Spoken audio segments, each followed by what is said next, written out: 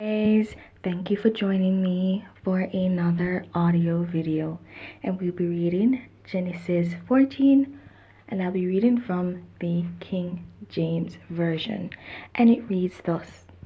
And it came to pass in the days of Amraphel, king of Shinar, Arioch, king of Elasar, Chedorlaomer, king of Elam, and Tidal, king of nations, that these made war with Bera, king of Sodom, and Bersha, king of Gomorrah, Shinab, king of Admah, and Shemeber, king of Zeboim, and the king of Bela, which is Zor.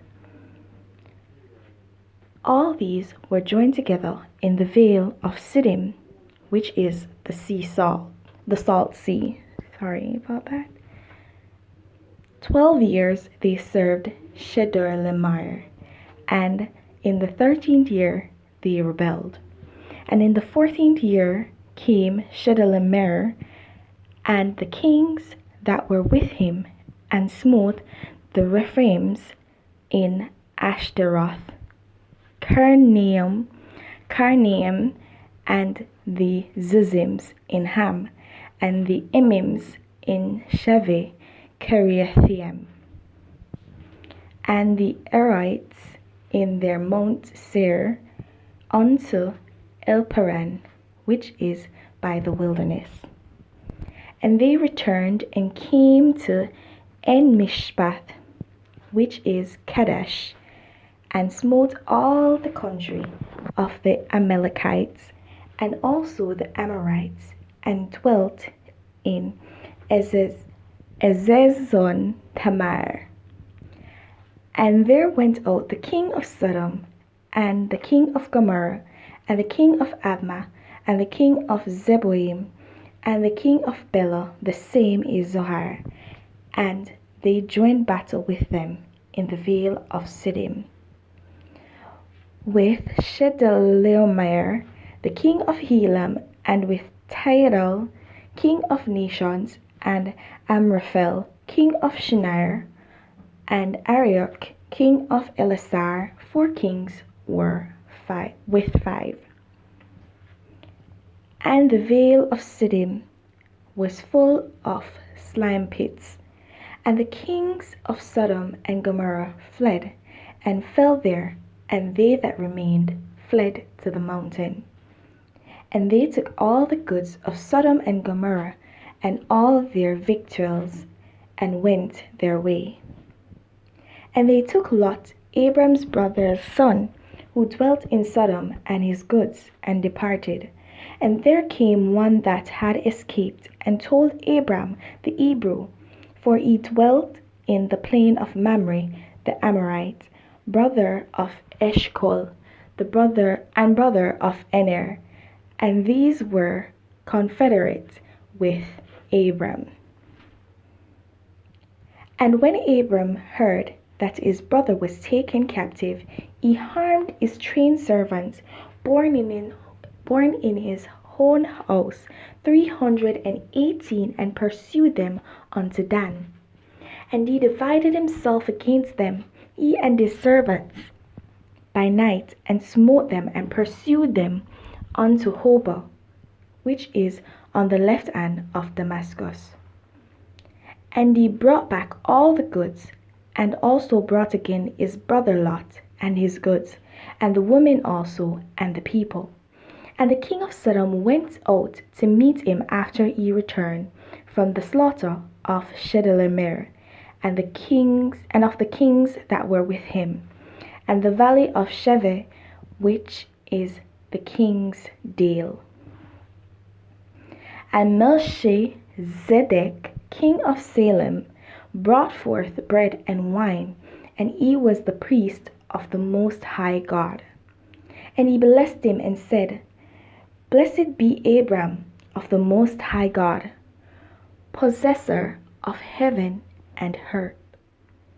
And blessed be the Most High God, which hath delivered thine enemies into thy hand. And he gave him tithes of all.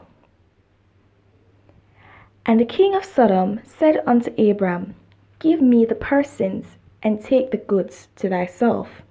And Abram said to the king of Sodom, I have lifted up mine hand unto the Lord, and the Most High God, the possessor of heaven and earth, that I will not take from a thread even a shoe latchet, and that I will not take anything that is thine, lest thou shouldest say, I have made Abram rich. Save only that which the young men have eaten, and the portion of the men which went with me, Ener, Eshcol, and Mamre, let them take their portion. Okay, so the revelation I got from this verse was very simple and very straightforward, as in today, and is related to today, right? So what I got from it is that even though we might do something for someone, that does not mean we ought to be rewarded and we ought to take a reward from them for doing that deed. Sometimes we need to learn that we need to restrain ourselves and be content with what we have. And that's what Abraham did here. He was content with what he had, and he said that he will not take anything from the kings that they were offering him of Sodom, because they were not good people. The Lord had told him that, and it was said in the scriptures that they were not good people, even from such a time prior to the destruction of Sodom and Gomorrah. And so the Lord will not want you to take certain things from people, from unclean people. God does not mix clean with unclean, and so even if you shall do something for someone who is sinful by nature and you know them to be sinful by nature, sometimes you have to exercise wisdom so that they do not say it is because of them why you are wealthy or because of them why you prosper.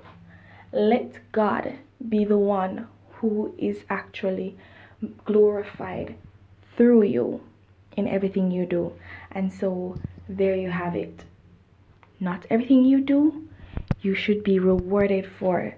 Let your Father in heaven reward you. Let him be your rewarder, and let him be glorified through his rewards to you, to let others see that God is indeed a great God, or God is indeed a great God. Please share below your comments and your revelations. I have not received any thus far, but I believe that as the year progresses, we will come to draw close to God, and we'll become more interested in the things of God, and we'll want to discuss things and discuss these topics. So please feel free to like, subscribe, share your comments down below, and hit that notification so you're alerted to whenever a new video is posted, and share with a friend so we can discuss and we can grow in Christ. Have yourself a blessed day.